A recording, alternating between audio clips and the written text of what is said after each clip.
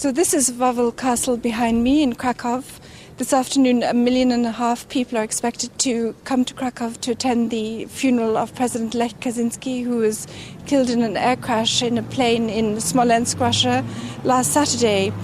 President Obama has cancelled the trip allegedly because of a cloud of volcanic ash. You can see above Krakow the skies are completely clear.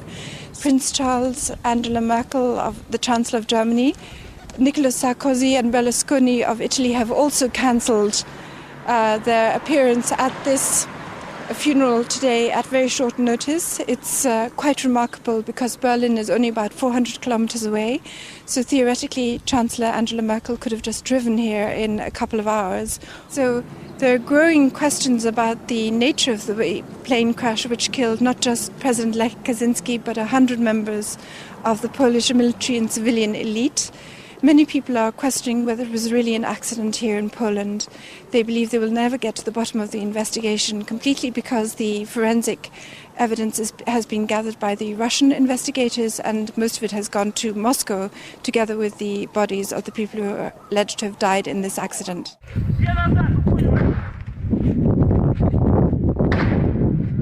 So gunshots can be heard in a video that was shot immediately after the plane allegedly crashed in this piece of wood in Smolensk. 4 gunshots can be heard from a small caliber pistol. It has been speculated that members of a military group, went among the survivors and were actually shooting them to make sure there were no witnesses to a crash. This videotape is now being examined by the Polish state prosecutor. Another issue that has raised a lot of questions is the fact that the black boxes have been recovered and they show that the Tupolev plane was functioning perfectly. There was no technical problem with the plane, which had undergone overhaul in December 2009. It has emerged that this Tupolev plane had a special system to ensure that pilots were warned if they ever approached a dangerous obstacle or came too close to the ground, the terrain awareness warning system. So the Polish pilot must have known that he was approaching trees. So according to the official account, the plane plunged into woods about 1 kilometer short of the runway, 40 to 50 meters to the left of the runway.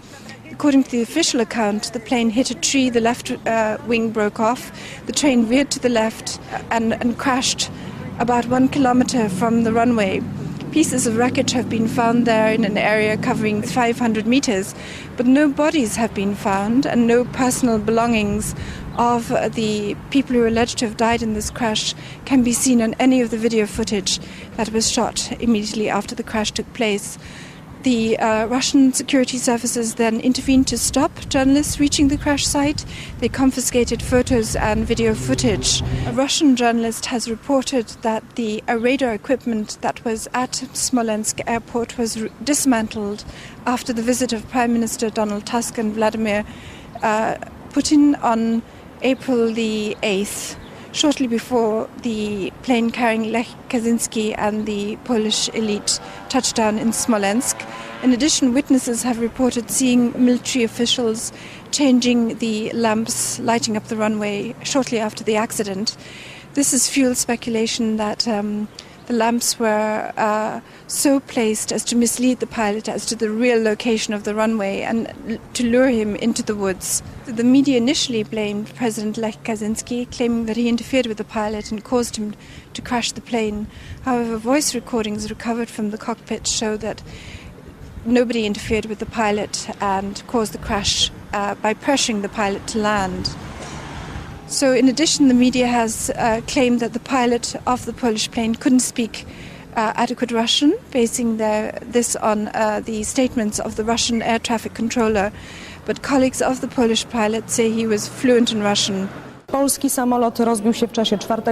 podejścia do lądowania. At the very beginning we were told by the media that the Polish plane had tried to land 4 times in Smolensk because of dense fog, but in the meantime it has materialized that the plane only attempted to land 1 time and that it crashed on that attempt.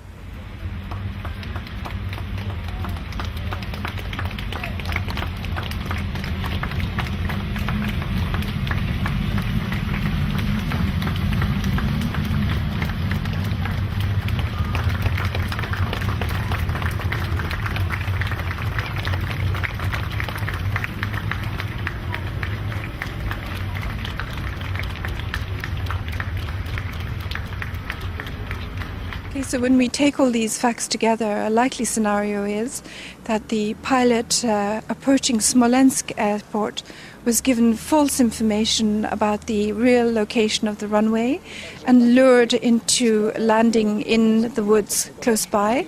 An explosion could have torn away the left wing of the plane as the pilot was descending to land. When the plane crashed in that part of the woods, a small group of individuals could have gone through, killing the crew on board. The absence of all bodies can be explained by, if you posit that these top generals, the central bank governor, the security chief, the two presidential opposition candidates, and large numbers of the opposition party in parliament were not on the plane at all, that they were killed or kidnapped in Poland, and their disappearance is simply being accounted for by claiming that they died as part of this plane crash. These are the questions that many Polish people are now discussing on internet forums, on blogs, and also here on the street in Poland. Pierwsza myśl to też była moja taka, My chcemy powołania międzynarodowej komisji lotniczej, międzynarodowej lotniczej komisji, żeby nie wyszło tak jak wyszło w Katyniu, prawda? Że to zrobili Niemcy. Przepraszam bardzo, to nie zrobili Niemcy, prawda? Nie chcę, żeby nasze wnuki czekały następne 70 lat. The timing of the plane crash is extraordinary. It happened 70 years to the anniversary of the first Katyn massacre, when 22,000 Polish officers and academics and political leaders were killed by the Soviet security forces with the consent of Nazi Germany. Once more, Poland finds itself leaderless. People here in Krakow are in a state of shock. And many people are wondering who was behind this extraordinary event. Some people have suggested it wasn't an accident. I am not able to believe in this. Yes. I can't believe in this. Yes. I had a lot of crazy ideas too, and everyone else was saying different things. Because there was no official response, and there still isn't really any official evidence on what went on. So there were a lot of different things I was hearing. Bear in mind that Poland is the only country in Europe to have refused the swine flu vaccine due to the courageous action of the Polish health minister Ewa Kopacz. And Poland was the only country which had a central bank governor that postponed or was unwilling to allow the zloty currency to strengthen in respect to the euro exchange rate. A weaker zloty benefited the economy by boosting exports, employment and tax revenues to the country. The National Bank governor had indicated that he wasn't prepared to take loans from the IMF. Poland is the only country that is not in recession in Europe. It actually is growing at 2.7% this year, I think, and 1.7% last year.